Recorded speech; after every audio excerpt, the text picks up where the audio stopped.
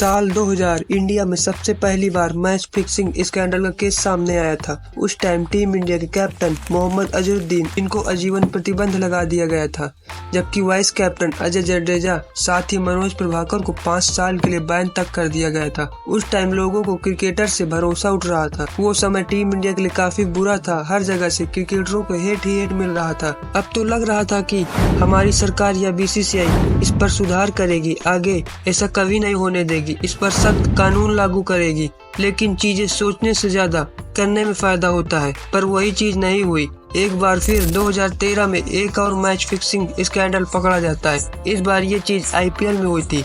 Date थी 16 मई 2013। एक बार फिर से आईपीएल का न्यू सीजन अपने पीक पर था। इसी बीच एक खबर आती है, दिल्ली पुलिस ने मुंबई में रेड करके काफी सारे सट्टेबाज और राजस्थान के 3 प्लेयर्स को अरेस्ट कर लिया है। इन 3 प्लेयर में एक ऐसा बॉलर था जिसने 2007 और 2011 में वर्ल्ड कप जिताने में अहम भूमिका निभाई थी, जो कि उस टाइम इंडिया का स्टार बॉलर भी था। ये न्यूज आते ही सभी फैंस ने यानी पूरे देश ने क्रिकेट के ऊपर से सवाल उठाना शुरू कर दिया था।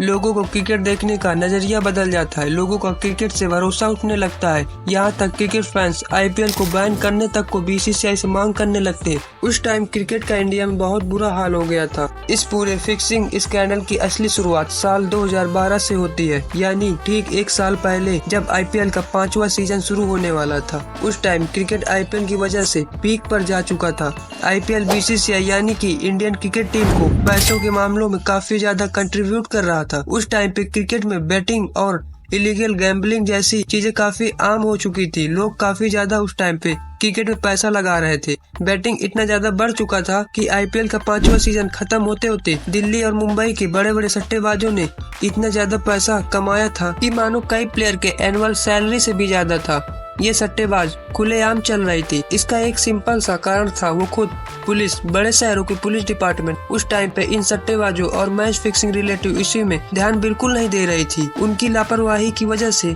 आईपीएल का 12वां सीजन खत्म होते होते इतना ज्यादा बढ़ चुका था कि लोग खुलेआम सट्टेबाज यानी कि बुकीज आंख मूंद कर पैसा लगा रहे थे। डर भी नहीं लग रहा था। इस बार काफी ज्यादा बढ़ जाने के कारण दिल्ली पुलिस को एक्शन में आना पड़ता है और बेटिंग एंड मैच फिक्सिंग से जुड़े पूरी इन्वेस्टिगेशन शुरू कर देती है। और 2 वीक के अंदर पुलिस को फोन टैपिंग के दौरान कुछ बातचीत मिली जिसमें मैच फिक्सिंग हो रही थी। इससे पुलिस को शक हुआ कि कुछ खिलाड़ी भी इसमें शामिल थे, जो कि बुकी से पैसा लेकर स्पॉट फिक्सिंग कर रहे थे। कॉल रिकॉर्ड्स के जरिए दिल्ली पुलिस को पता चलता है कि इसके पीछे सबसे बड़ा हाथ अंडरवर्ल्ड डॉन दाऊद इब्राहिम और छोटा शकील का हाथ था। ये दोनों दुबई और पाकिस्तान से फिक्सिंग रॉकेट का ऑपरेट कर रहे थे। सट्टेबाजों का संपर्क सीधे अंडरवर्ल्ड से जुड़े। इसमें अंपायर आसिद रऊफ का भी नाम सामने आया, जो बुकी सट्टेबाजों से महंगे गिफ्ट और पैसे ले रहे थे। और कोड वर्ड के जरिए सट्टेबाजों द्वारा खिलाड़ियों को यह संकेत दिया जा रहा था कि डील के मुताबिक रन देने होंगे, उन्हें इशारा करना होगा, लॉकेट शर्ट से बाहर निकालना और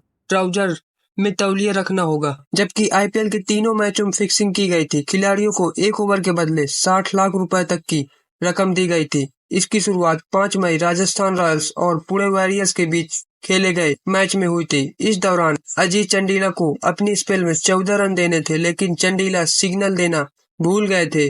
बुकी सट्टा नहीं लगा पाए थे। दूसरी बार 9 मई को राजस्थान रॉयल्स और किंग्स 11 पंजाब के बीच खेला गया था। स्पॉट फिक्सिंग की गई। इसमें शामिल इंडिया के स्टार बॉलर श्रीसंत थे।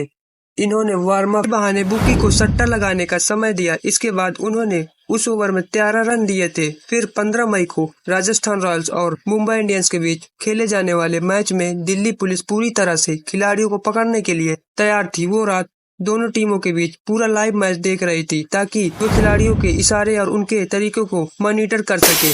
उस मैच में अजीत चंडीला नहीं थे, उनकी जगह अंकित चौहान थे, जिन्होंने फिक्सिंग मैच में अपनी दूसरे स्पेल में 14 या उससे ज्यादा रन दिए थे।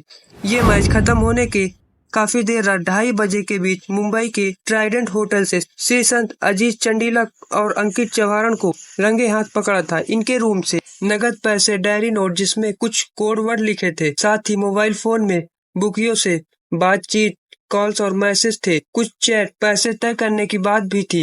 ये तीनों ही खिलाड़ी राजस्थान रॉयल्स टीम के सदस्य थे। यहाँ तक कि सीएसके टीम के प्रमुख गुरुनाथ मैपन भी शामिल थे और बुगियों से मिले थे। इन सबको दिल्ली पुलिस गिरफ्तार कर लिया था। उसके अगले दिन 16 मई को स्पॉट फिक्सिंग घोटाले की जानकारी दिल्ली पुलिस ने मीडिया प्रेस को दी। इसके बाद जैसे लोगों को पता चलता है, पूरे देश में हड़कंप मच जाता है और वो क्रिकेट फैंस, मीडिया और बीसीसीआई के लिए एक बहुत बड़ा झटका था। वो दिन क्रिकेट प्रेमियों के लिए खबर सदमे से कम नहीं थी, लेकिन सबसे अजीब बात इस पूरे केस के बाद ये हुई थी कि श्रीसंत, चंदीला, अंकित चौहान और मैप्पन सबको नॉन गिल्टी करार करके रिहा कर दिया गया था। लेकिन बीसीसीआई ने इन लोगों को स्ट्रिक्ट एक्शन लेते हुए सबको हमेशा के लिए बैन कर दिया था और राज कुंद्रा से राजस्थान रॉयल्स की उनकी सारी ऑनरशिप वापस छीन ली। और वहीं 2015 लोढ़ा कमेटी की इंक्वायरी के बाद उन्होंने चेन्नई सुपर किंग और राजस्थान रॉयल्स दोनों ही टीम पर 2 साल के लिए बैन कर दिया था। इस बेटिंग स्कैंडल ने इंडिया क्रिकेट जगत को हमेशा के लिए हिला कर रख दिया। इसकी वजह से बीसीसीआई की कई रूल्स के साथ आईपीएल में कई रूल्स बदले गए।